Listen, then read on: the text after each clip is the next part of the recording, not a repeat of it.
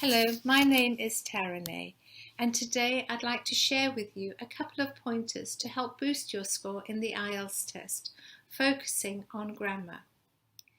So many of my students are very studious. They work so hard studying English grammar.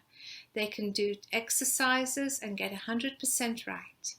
But unfortunately, when they are engaging in using English, in producing English, often mistakes that are influenced maybe by their mother tongue comes into the English language as they're speaking or writing. And can be so frustrating, especially when they know what is right and yet they keep making common mistakes. How many times are you corrected? For example, if you drop an S after a word like he plays. Is that one of your bad habits? It's important to know what are your specific bad habits. What are the mistakes that you commonly make that people correct you and yet you still make it? Those are the ones that need to go on a list, and then you need a focused effort to make sure that you don't continue to make those mistakes and you break that habit. In addition, you also need to think about the way you learn English. Is it contributing to developing more bad habits? And if it is, then you need to change.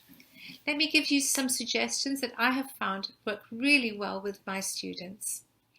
Firstly, I suggest you read aloud. This has been proven time and time again to be a great way to feel a language. And so I strongly recommend, even if it's just 5 or 10 minutes a day, read good quality English out loud. Another pointer is, don't learn a word in isolation. Learn it as a part of a chunk of language, as part of a sentence, so you don't have to think of all the grammatical rules, because sometimes the rules are not that easy to remember, and when you're trying to think of them, it actually breaks your fluency. So for example, if you're learning the word to play, learn it as part of a chunk of language. To play with my friend, to play the piano, to play badminton.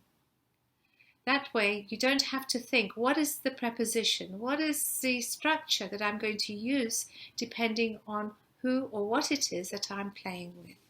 I think this is very important.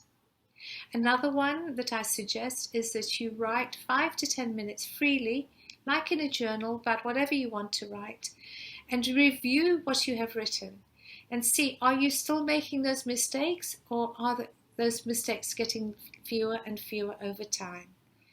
So it's really important to develop the ability to fluently produce language that is correct. All of these strategies that I've shared with you now require you to do something and to review and to check. Don't focus on more than 3 bad habits at a time. For some people, even 1 at a time is best. So take it, focus on it, write, speak, read, do all of these things to try and break that habit.